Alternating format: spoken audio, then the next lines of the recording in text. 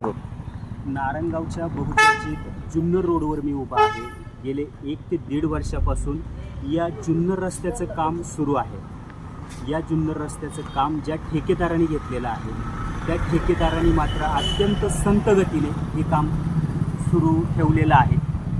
गेले 6 महिन्यापासून हे काम बंद अवस्थेत असून रस्त्याच्या कडेला गटारं खोदून ठेवलेली आहेत आणि ही जी गटारं आहेत या गटारामध्ये सध्या सुरू असलेल्या पावसाचं पाणी साचलेलं आहे.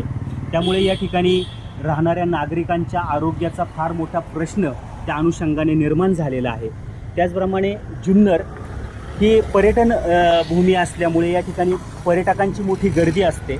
पर्यटक दूरदूरवरून या भागामध्ये येत असतात, परंतु या ठिकाणी या जुन्नर रोडवरनं जाताना फार मोठ्या प्रमाणात वाहतूक कोंडी होताना सुद्धा आपल्याला दिसून येते आणि त्यामुळे या ठिकाणी नाहक असा मनस्ताप पर्यटकांना देखील सहन करावा लागत आहे.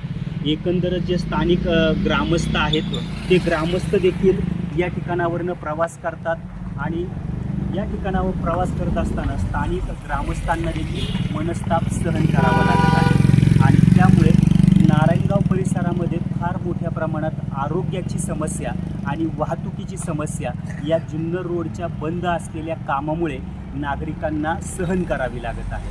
आणि त्यामुळे नागरिकांकडनं मात्र प्रश्न विचारला जातोय की या ठिकाणी हे काम पूर्ण कधी होणार आणि आम्ही मोकळा श्वास कधी घेणार. पूर्ण कामाकडे सध्या तरी पूर्णपणे दुर्लक्ष आहे. जुन्नर तालुक्याचे जे आमदार आहेत शरददादा सोनवणे यांनी वास्तविक पाहता या प्रश्नामध्ये लक्ष घालायला पाहिजे, परंतु ते देखील या प्रश्नामध्ये सध्या तरी लक्ष घालताना दिसत नाहीत. नारायणगाव ग्रामपंचायतीचे जे उपसरपंच आहेत बाबू पाटील यांच्याशी समाज दर्पणने संपर्क केला असता त्यांनी या ठिकाणी 8 दिवसात या रस्त्याचं काम पुन्हा सुरू होईल असा शब्द दिलेला आहे आणि जर 8 दिवसात हे काम झालं नाही तर सार्वजनिक बांधकाम विभागाच्या कार्यालयाला आम्ही टाळे लावू अशा स्वरूपाचं आश्वासन त्यांनी समाज दर्पणशी बोलताना दिलेलं आहे. आणि त्यामुळे प्रश्न एकच आहे की पुढे जाऊन 8 दिवसात हे काम सुरू होईल की पुढेही नागरिकांना अशाच प्रकारचा मनस्ताप सहन करावा लागेल. समाज दर्पणसाठी सचिन डेरे, नारायणगाव. सरपंच नमस्कार. जय शिवराय.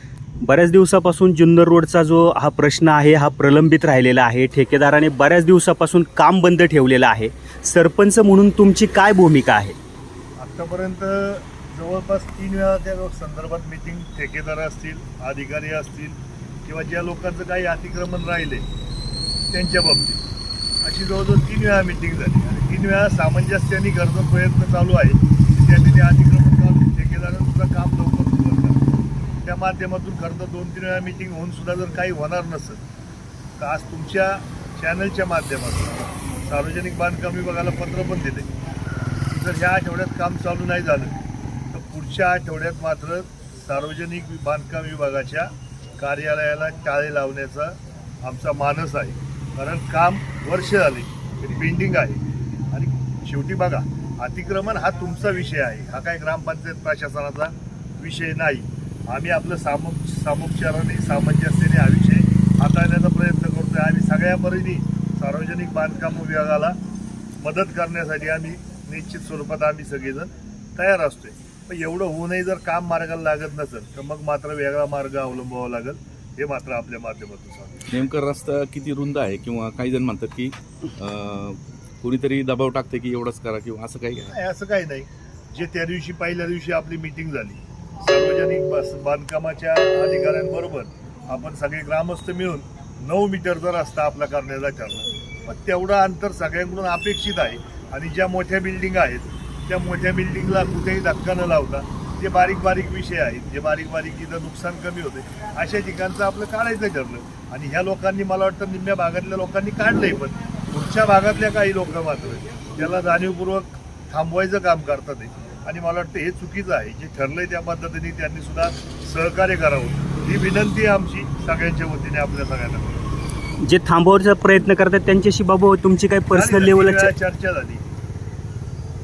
3 वेळा त्यांच्याशी चर्चा झाली, अधिकारी असताना चर्चा झाली. सहकार्याची भावना आहे. हा काढून घेतो म्हणतात पण काढत नाही. 8 दिवसात जर PWDने काम केलं नाही तर नेमकं आपण म्हणजे जी ठोस भूमिका काय घेणार? नाही सांगितलं ना तुम्हाला ठोस भूमिका हीच आहे. जर पहिले ह्या सार्वजनिक बांधकाम विभागाला जाऊन त्यांची चर्चा करून समाधानकारक उत्तर आलं नाही, काम चालू झालं नाही, तर निश्चित स्वरूपात सार्वजनिक बांधकाम विभागाला टाळं लावण्याशिवाय आमच्याकडे काही पर्याय असणार नाही.